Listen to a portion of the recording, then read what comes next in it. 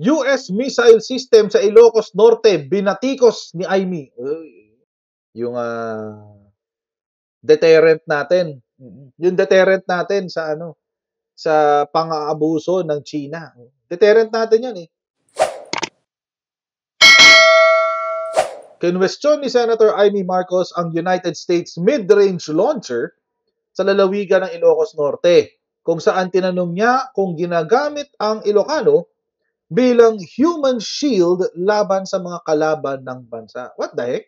Anong human shield? Nagsasabi mo, Ate Aimee? Sabi niya, inihayag ni Marcos ang issue ng US mid-range capability o Typhoon system. Naalala niyo yung missile na yan, yung Typhoon missiles na yan. Nang tanungin sa isang regular forum sa Quezon City, ito yung Pandesal Forum, hinggil sa opinion niya sa pagkakaroon ng karagdagang EDCA sites sa bansa. Sabi niya, go ahead and add more. You placed it behind my house in Ilocos. You should also put it behind the houses in Forbes Park. It's just crazy. Sarcastic si ate. Oo. Nilagyan nyo nga yung bakuran ko sa Ilocos eh. Dapat maglagay din sa Forbes Park. Ako pwede lang eh. Di doon maglagay, di ba? Why not? Akin, why not? Sige lang. Sige lang. Walang problema. Kung pwede, di lagyan. Yan lang kasimple yun. Kung pwede, ililagyan natin ng Typhoon missiles. Maglagay tayo ng Typhoon missile sa buong bansa. You know why? Because we need it. Sa baba dyan, maglagay din. Oo, kailangan natin yun. Mga kutsero, napanood nyo ba yung pambobomba ng Iran sa Israel? Legit, mga kutsero. Parang may mga paputok sa langit. Legit. Nagsasalubungan sa area yung mga missiles, oh. Yung Iron Dome ng Israel, sinasalubong yung mga missiles ng Iran, no? Ng Hezbollah. Grabe yun. Tindi. Mga kutsero, sa akin, kung pwede lahat ng kanto ng Pilipinas, lagyan natin ng missiles, gawin natin. Gawin natin. Because kailangan natin, mga kutsero. Kailangan natin yan. Subalit bukod dito, sinabi ng senador na mas interesado siya sa lokasyon ng EDCA sites. Bakit? They might not know that it's a civilian facility and it has nothing to do with EDCA. Why place it there? That's why I'm really questioning things since it's a mid-range missile system. Why put it there? There are so many EDCA sites like Basa Air Base. Is the DND really using Ilocanos as human shields? Is it really necessary for civilians to die if they get attacked and become a target? Dagdag ng senador. Nilinaw niyang hindi siya kontra sa anumang tulong mula sa US sa pagkilalang hindi kayang labanan mag-isa ng Pilipinas ang mga kalaban nito. Subalit itinanong niya kung bakit nakaposisyon ang MRC missile sa isang civilian facility. Sa bakuran mo ba talaga? Sa bahay ba talaga na nakalagay? Sa bakuran ba talaga na nakalagay? Galit na galit to si ate. Kalmahan mo lang kasi, te. I really don't understand. It's just positioned there. What is that for? To become a target? It's not ours and we can't use it. What's the point of having it in a civilian facility where Filipinos who are not soldiers would become human shields? Ay, gano'n. Naririnig ko si Digong sa kanya. Naririnig ko ang boses ni Digong sa salita ni Aimee Marcos. Oo. Naririnig ko talaga. Ganyan si Digong dati. I am not stupid. Brt. Lalabanan ko ang China. Di durog tayo. Isang missile lang tayo ng China. Brt. Bakit ko papatayin ang militar ko para sa tubig? Tubig lang yung putang ina. Brt. Ganun eh. Ganun yung dating ni Aimee eh. Anong human shields pinagsasabi niya? Alam niyo kung ano yung human shields, mga kutsero? Kung ano yung ginawa ni Kibuloy sa mga followers niya, nung aarestuhin siya, yun ang pagiging human shield. Ginamit niya yung mga tao niya para makapagtago siya sa pulis. Yun ang human shield. Ibig sabihin, mga kutsero, ginagamit mo ang ibang tao na wala namang kinalaman sa gulo. Walang kinalaman sa mga issue para panangga para hindi ka masaktan. Yun ang human shield. If kung atakihin tayo ng China, mga kotsero, lahat tayo involved. Lahat ho tayo. Wala akong exempted. Tulad nga ng dati ko pa hong sinasabi, mga kotsero, wala hong listahan ng China, wala ho silang listahan na nagsasabi na, itong taong to, huwag niyo papakialaman. Si Amy Marcos, huwag niyo papakialaman, kakampi natin yan. Si Duterte, huwag niyo papakialaman, ha? Huwag niyo mga apo niya, huwag niyo papakialaman, etc. Itong tao na to, DDS yan, huwag niyo papakialaman yan. Mga DDS yan, mga supporters ni Digong, huwag niyo papakialaman yan. Walang ganon. Lahat tayo damay. Wala tayong lusot. Lahat tayo. Bata, matanda, pati yung mga bata sa sinapupunan, damay sa gulo. Wala tayong magagawa. Hindi pagiging human shield yun, Senator Amy. Hindi pagiging human shield yun. This is a way to protect the citizens. Kung ayaw mo ng missiles dyan sa parte mo, ay by all means, ilipat na lang natin sa lugar kung saan gusto nilang maprotektahan sila. Kung gusto ni Amy madurog ang Ilocos Norte, sige, by all means, ilipat na yan. Kung gusto niya madurog ang Ilocos Norte. Alam niyo mga kotsero, ang naririnig ko sa kanya, hindi lang si Digong, pati China ang naririnig ko sa kanya. Tinan niyo. Ngayon sinasabi ng China tungkol dyan sa typhoon systems na yan. Galing to kay Global Times. Ang pinaka-fair na newspaper sa buong mundo. Sarcasm. Pareho sila sinasabi ng China. Forever deployment of US Typhoon missile system a poison to the Philippines. Different from its predecessor, the current Philippine administration has demonstrated a tough stance and position towards China on the South China Sea issue through a series of provocations. Tayo pa raw yung nagpo-provoke. Therefore, its primary concern is how to gain as much support as possible from its trusted ally, the US, rather than how much sovereignty and independence it may have to compromise or the stability and peace of the region. Sabi, yan.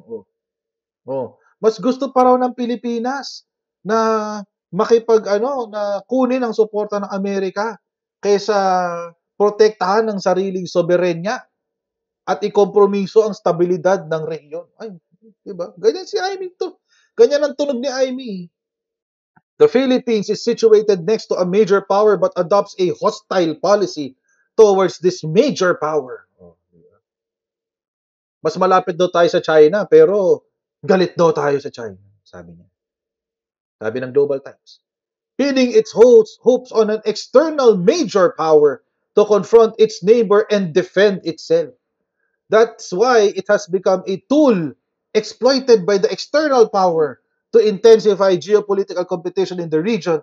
In the end, it will end up putting its faith in the hands of the external power, resulting in a loss of its right to self-determination. Oy, sabi ng Chinese sa Pilipinas. Wow. Wait lang. Question. Between Filipinos and Chinese, sino ang mas may karapatan sa self-determination? Sa gitna ng kung pagkukumparahin mo ang isang Pilipino at isang Chinese, sino ang mas malaya? Pilipino o Chinese? Sige nga. Sitahin nyo nga si Xi Jinping. Sabihin nyo nga na kamukha niya si Winnie the Pooh. Sige nga. I dare one Chinese citizen na sabihin si Xi Jinping na kamukha niya si Winnie the Pooh. Pero walang makakagawa nun. Bakit? Pag ginawa nila yun, kinabukasan, merong van na pupunta sa bahay nila. May van. Ang laman ng van na yon, Chinese State Police or yung Chinese Communist Party na police. Tapos, yung van na yon, riding death penalty van yon. Kukunin ka nun, isasakay ka lang, i-injectionan ka ng something. After 2 days, patay ka na. Or kung medyo bilyonaryo ka, medyo mayaman ka, bilyonaryo, hindi ka agad-agad papatayin. Kikidnapin ka. Hindi nila malalaman kung nasaan ka. Walang makakaalam kung nasaan ka. Oo. Tapos, after ka i-re-educate, saka ka nila ilalabas ulit. Re-education ka na. Okay ka na ulit. Sasamba ka na ulit kay Xi Jinping. Ganun no sa China, mga kotsero. Matindi ho doon. Ibang level ang ano doon. Ibang level doon. Ba yan? Sabi ni Man from Manila, kagaya yung si Alibaba o si Jack Ma. Ganun na nangyari sa kanya. Kini-criticize na niya ang Chinese Communist Party. Bakit? Kasi hindi sila open-minded pagdating sa capitalism. Ayaw kasi nila na pag-arian ng mga private individuals ang mga negosyo. Ang gusto kasi ng Chinese state, Chinese communist government ay pag-aari ng gobyerno lahat ng mga malalaking negosyo. So anong ginawa? Anong ginawa? Anong ginawa? Dinampot.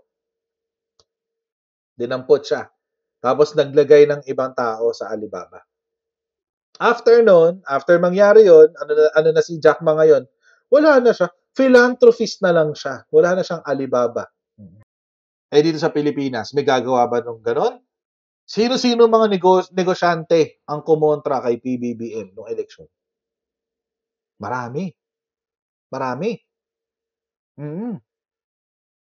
Nagsara ba silang lahat? Hindi. Hindi. SMNI nga hanggang ngayon nag-ooperate pa din. O si MVP, sinuportahan niya si Leni Robredo nung eleksyon. Si MVP, pinasara ba siya ni PBBM? Hindi. Hindi. Wala. Nanood pa nga siya ng PBA eh. Ganon. Alam niyo, sabi ko sa inyo, mga kakchero, etong si Amy Marcos, tuwing may gagawing maganda si Presidente, lagi siyang kokontra. Bakit? Alam niyo alam niyo nangyari kanina sa ASEAN? Nag-issue siya ng challenge. Mga kochero, oo, nag-issue siya ng challenge. Kanino? Sa Chinese Premier. May pag-challenge siya na ganap. Panoorin natin, guys. Ay, sana yun. Ito. Panoorin natin. Nel, ano ang sinabi ni Pangulong Marcos Jr. sa usapin sa South China Sea? Yes, Monica, nanawagan si Pangulong Ferdinand Marcos Jr. sa Association of Southeast Asian Nations o ASEAN na umaksyon na para sa pagsasapinal ng Code of Conduct sa South China Sea. Yun, no?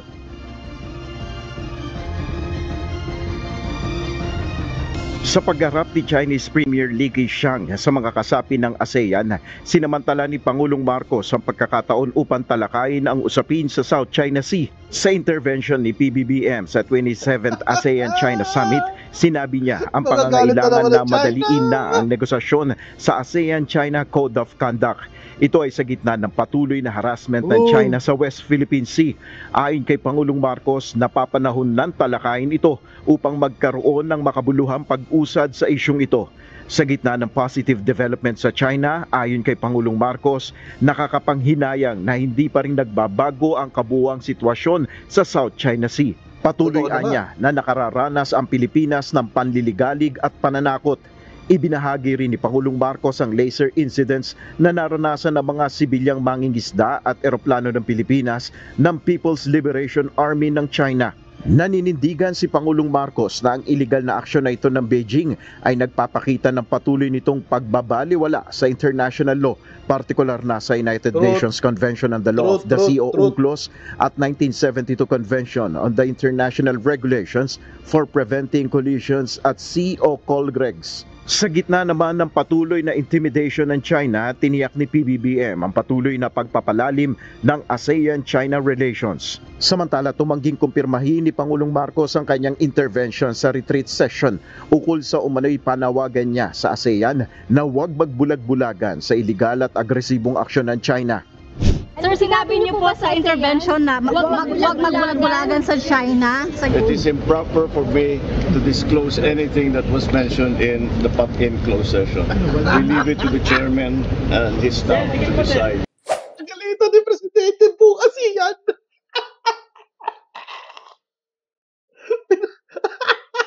Sorry. Hindi ko pigilan tumawa. Pinagalitan niya yung buong ASEAN. Huwag kayo magbulag-bulagan, uy! Imagine ko totoo yun, no? Sinabi niya sa ASEAN. Of course, syempre, hindi naman niya duduruin yung mga tao sa ASEAN, yung mga presidente doon, di ba? Yung mga leaders ng ASEAN, hindi naman niya duduruin. Huwag kayo magbulag-bulagan, no? Hindi naman gano'n. Pero doon sa kanyang intervention, malamang kasama doon sa kanyang message is, let's not turn a blind eye to what is happening in the South China Sea, blah blah blah blah. So yun nga, imagine if that is true, kung totoo yung nangyari. No? Nasopla sila ni PBBM doon, no? Kasi totoo naman, bulag-bulagan talaga sila. Bakit sila bulag-bulagan? Natapalan ng pera lalo si Indonesia. I mean, may mga nasa Indonesia ba kayo dito? Because it's true. Ang laki po ng napakinabangan. Ang laki ng nakuha ng Indonesia pagdating sa BRI, Belt and Road. Tingnan nyo naman napanood nyo ba yung ginawa ng Chinese Coast Guard doon sa sa fisherman ng Vietnam? Nakita, grabe, pinukpok ng iron rods. Alam niyo iron rod? Chero, yung bakal na ginagamit pang construction, yung makakapal, yung mga ganito kakapal. Nag-iisa yung Vietnamese fisherman. Kawawa. Grabe. Ba't daw kasi nangingisda sa teritoryo nila, sabi ng Chinese Coast Guard. Oo, nagprotesta sila. Sorry, bago ko ituloy. Yung Vietnam as a country, nagprotesta sila. Oo. Tapos, ang sinabi ng China, tanong kasi ni Marby, ano daw sabi ng China? Lawful daw yung kanilang ginawa. As usual, kung ano yung sinasabi sa atin, yun din na sinasabi kay Vietnam. Ganun din. Na dinaluhan ng Pangulo ito ang ASEAN-Japan Summit at pulong rin kasama ang Korea. Ngayong araw naman ay katatapos lang din ng bilateral meeting ni Pangulong Marcos kasama naman si Canadian Prime Minister Justin Trudeau. At ibibigay natin yung ibang mga detalye dito sa mga naganap na pagpupulong sa mga susunod nating mga pagkakataon na newscast, Monica. At patuloy tayong magbabantay dito nga sa ikalawang araw na ASEAN Summit dito sa Lao PDR. Monica. Nel, nagkaroon ba ng pagkakataon o magkakaroon ba ng pagkakataon si Pangulong Marcos na magka-bilateral meeting kasama itong si Chinese Premier Li Qiang? Wala pang kumpirmasyon, Monica, sa atin kung magkakaroon sila ng bilateral meeting. 3 pa lang sa ngayon ang nasa listahan na nasa bilateral meeting ni Pangulong Marcos. Yan ang Canada, New Zealand at saka Japan. Sa ngayon, hindi pa kinukumpirma sa atin ng DFA na kung may nadagdag doon sa listahan. Pero mag-aabang tayo sa mga susunod na araw dahil hanggang bukas sa ikatlong araw ng ASEAN Summit, yung last day, ay may mga pagkakataon pa at titignan natin kung may mga magaganap pang mga pagpupulong dito sa sidelines ng ASEAN Summit. Monica. Alam niyo mga Kojero, etong code of conduct na to, matagal na natin itong dinidemand kay China. Panahon pa lang ni Noynoy Aquino, up to present, dinidemanda natin yan kay China. Tagal na. Pero alam nyo ba't hindi siya natutuloy? Dahil kay China. Ayaw niya. See all of you later, guys, sa ating next Go Child Live. Alright, God bless you. See you next time, guys. Bye!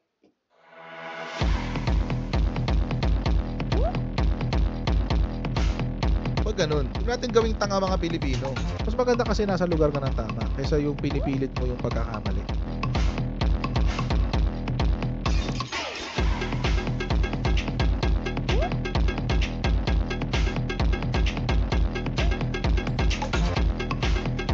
Are they willing to go that far? Hindi makakalimutan ng Pilipino yan hanggat di nasasagot niya. Sino ngayon nagsasabi ng totoo?